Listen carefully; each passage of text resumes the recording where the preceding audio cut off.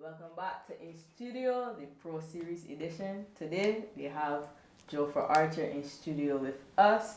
He probably needs no introduction either, but let's go. Introduce yourself, Jofra. Who is Jofra Archer? Um, well, other than saying that I'm Jofra Archer, I play cricket for England. Grew up all my life in Barbados. Moved away at 19, yeah. Moved away at 19, and I've been back and forth between here in England ever since. Wonderful, wonderful. So you're a cricketer. Tell us how you got involved in cricket. Where did it start for Jofra? Well, I think it started playing with my cousins, my uncles, in the backyard or in the street behind the house. After that, all primary schools, they all have their own cricket program. So it was just a natural progression. You're playing at home, then you ended up doing it for your school. Then when I graduated primary school, I went to the secondary school team, and you just continue to keep going.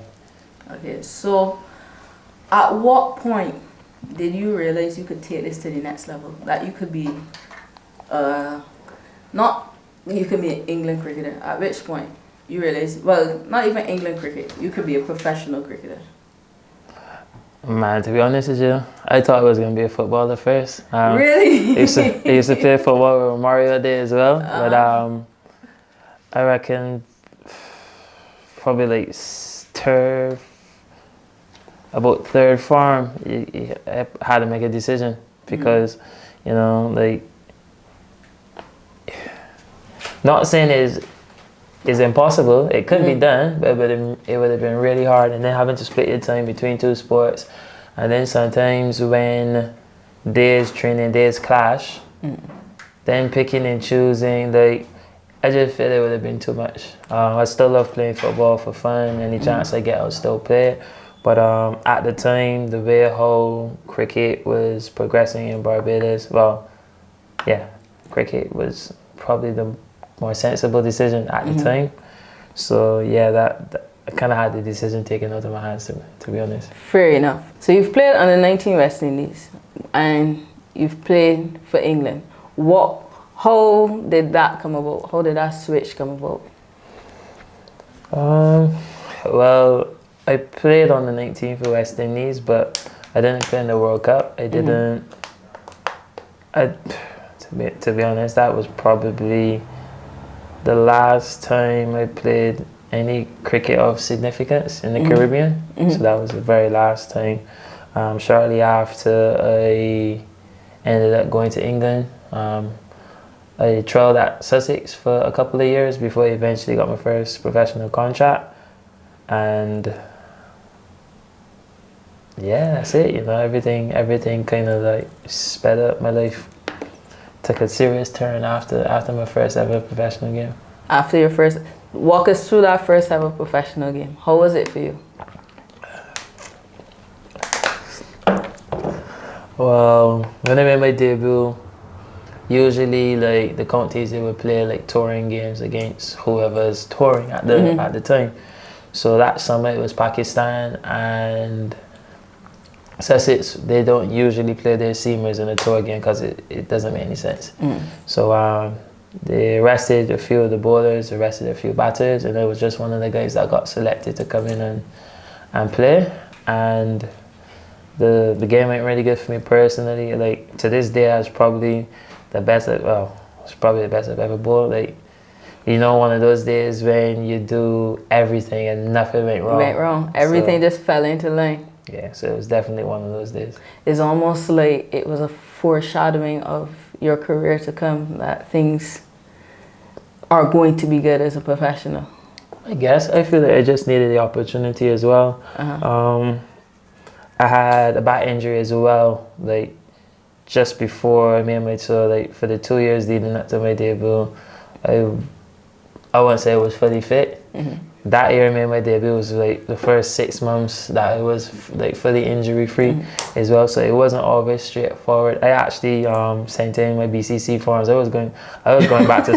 You're going back to school? I was Really? honestly going back to school because, you know, being injured for 2 years, like not employed and not in school because I was trying to be a professional. So the minute I go to school, like, as I said earlier, it's not impossible, but it's going to be difficult. very hard to be a Yeah. professional. And then eventually, if you do get the opportunity and you're already in school, you're going to have to stop. Yeah. So I tried to hold out as long as I could. And then that summer I was like, I'm going to go to England. I was sent in my BCC form as well. And I said I really hope that when the season's over, I don't got to go into school in September. And by July, my prayers were answered. My prayers were answered, and I didn't have to go. Oh, that's lovely. I didn't even know that part. Yeah. So, about Sussex. So we're at Sussex, you're a player. But just before that, how were you scouted? Were you scouted? I wasn't Did you scouted. just take a chance and say, all right, I am going for this? Now, what happened is that another Bajan cricketer, CJ, he plays for England, and he was at Sussex as well at the time. He was playing regional cricket for Barbados, because you could play for Barbados. You just can't play for West Indies, but you can still play for Barbados because it's still first class cricket. So he ended up playing, and usually the under 19 guys would train with the senior team just for like a bit of exposure and experience and stuff. So when I was training, I remember when he first rocked up, and like, obviously I don't know him because he doesn't here. We're not like in the same age group. Yeah. And he doesn't play local cricket, so I've never seen him before. I always wonder who he was. I ended up bowling at him actually, and we trained for a few weeks together. And then they had their first game coming up. I went to watch the game as well, and we got on pretty well at training. I remember he said, well, he's going back to the UK. I told him I got a UK passport, and if there's anything he could do for me at his club, you know, it'd be like greatly appreciated. But at that time, there were other county teams here as well, because they do a lot. Well, it's probably in the last few years that they stopped, but back then, like 4, 5, 6 teams would all do their pre-season training here, and they'd all play like a all pre-season tournament. So I did pretty good in that. So a few teams were kind of interested. So I did speak to the coaches as well. But obviously with CJ, I had Phil Salt as well, Delray. I had a few people that I knew at Sussex, so that was where I wanted to go. So CJ said he's fine. He'll speak to his coach, and it took him about 10 days after he left. I didn't hear him. So I just reached back up to the counties I spoke to, and I was supposed to go to Northampton. So the night that I booked my ticket, CJ messaged and said, well, he spoke to the coach said to come down. So I cancelled the ticket. And then I went to Sussex, and that was there ever since. And that's all she wrote? No, not really. So when I went there and I started trialing and stuff, I played three games, and then my back went.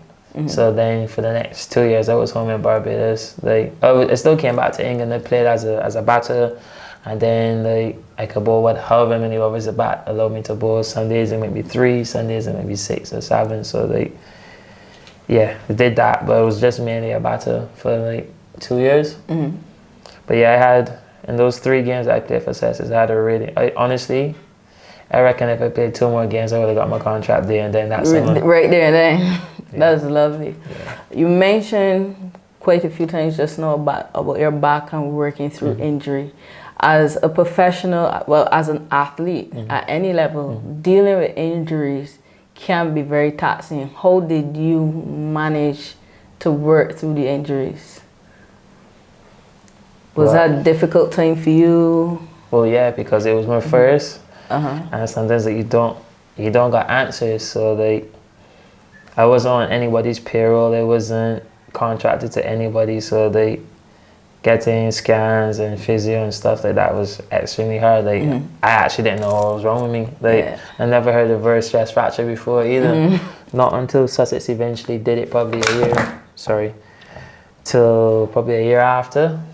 So now it was a little bit confusing period, but eventually then when I knew what was wrong, and to be honest, like looking back, the last injury that I had was probably an effect of that, because that fracture never healed when I was 19. So it ended up making the other side of my back fracture now. So yeah, so had I known back then, I maybe might not have been in this situation where I was in the last, 18 months. But like I would say to any kid, injuries do happen, and sometimes you get injured, but sometimes it can also be protecting you from something as well.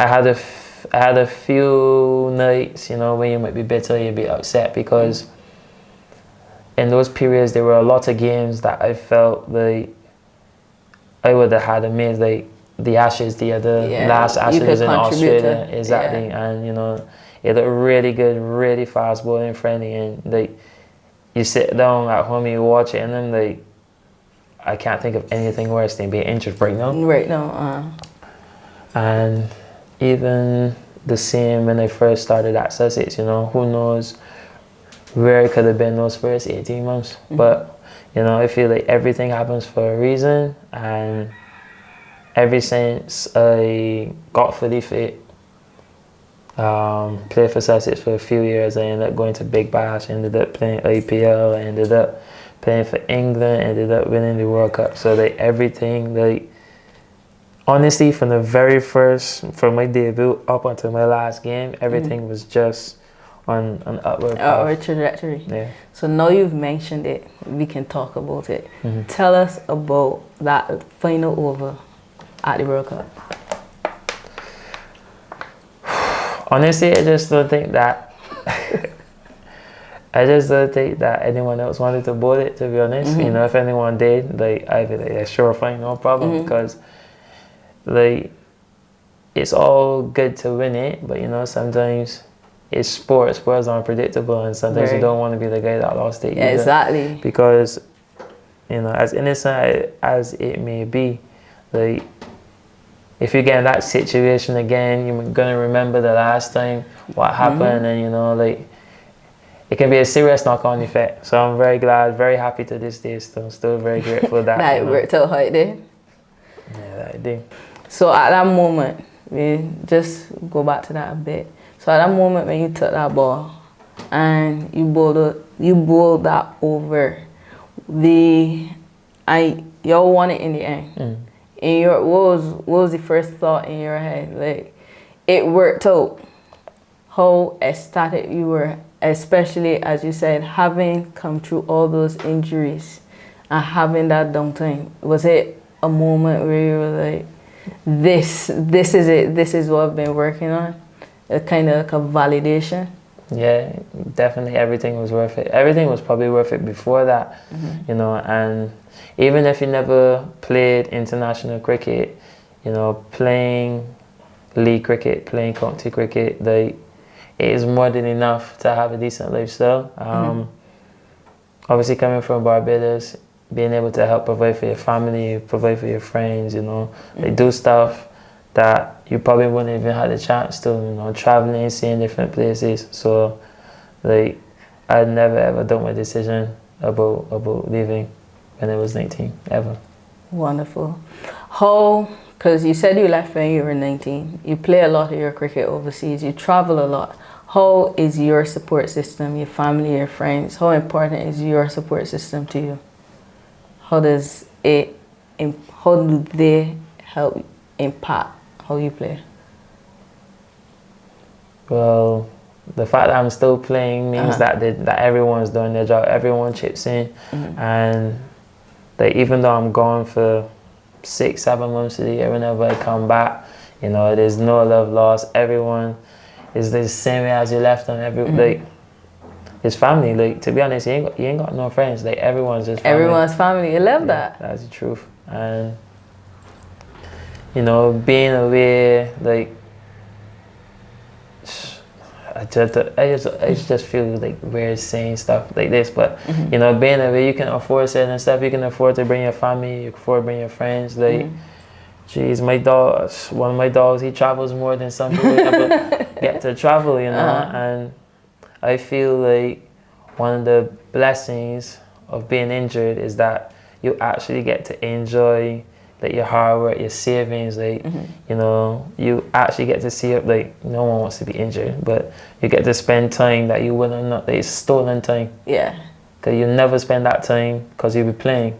So like for me, like this year I was in Barbados for my mom's birthday. I never spent my mom's birthday with it because I'm either on a pre-season tour or I'm playing in some tournament or what's not.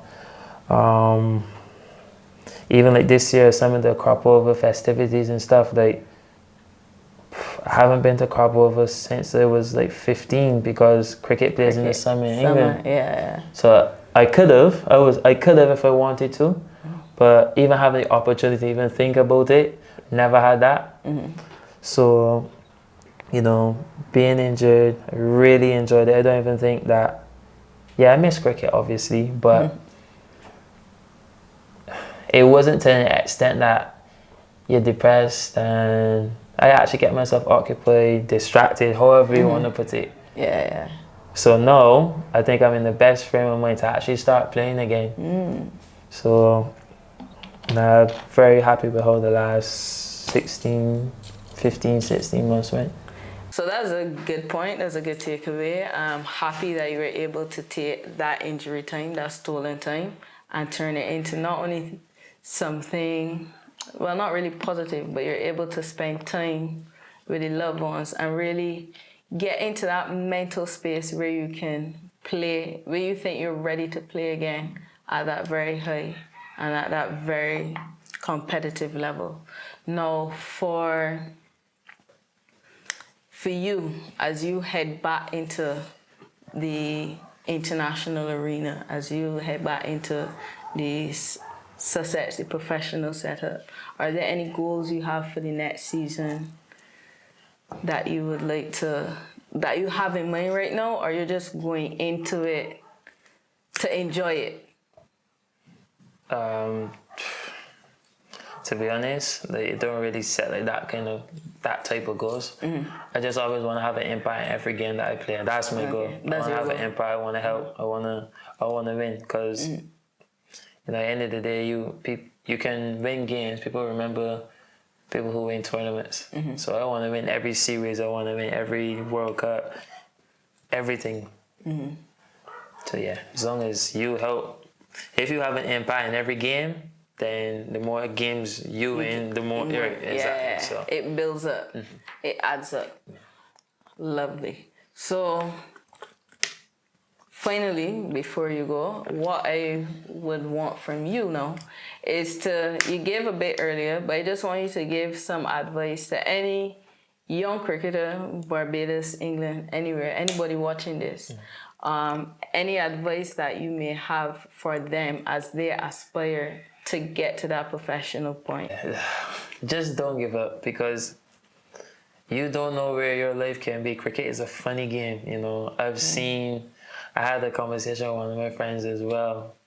Young boy, I don't want to call his name, but I remembered he was in and around the Barbados team for a long time. Well, not for a long time, for a couple of years, and he was very close, and he missed his name, and he was disappointed. He was like, man, I had enough of this. I was like, bro, like, just calm, just relax. Like, when is your time, it can be your time. Nothing can stop you.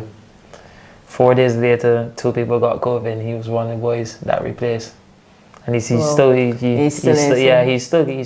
here and there, but he's a lot further than he was then. And I just said, like, and when it happened, I messaged him. I messaged him an emoji, and he just laughed. He just laughed. But it's the same with me. Like, I went from almost going back to BCC to almost, we almost won T20. Sussex almost won T20 that summer as well. So I've gone from almost going to school again full time to almost winning a trophy. So you never know. Like, things can happen. It could happen in a couple of weeks. It could happen in a couple of months, or even a year. A year sounds like a lot, but a year is not a lot in any sport.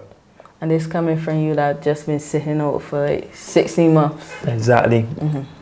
Then 16 months passed. It felt like 4. I remember when I first started doing my rehab and stuff, and I'm like, I want to be back. Like, I honestly want to be back to chilling. You know. So now the time flies. time flies, and that just goes to show like how short some of our careers are as well, you know. So just try to have the biggest impact you can have when you're playing. That's all you can ask for. Lovely. We're actually gonna end with that. Try to have the biggest impact you can have, and that in life and in sport. That's very good. That's a very good takeaway for life and sport. So thank you, Jofra, for coming. We appreciate you taking the time out of your schedule to be here. We really enjoyed this interview. And all the best as you head back out onto the pro circuit. Thank you. Thank you very much.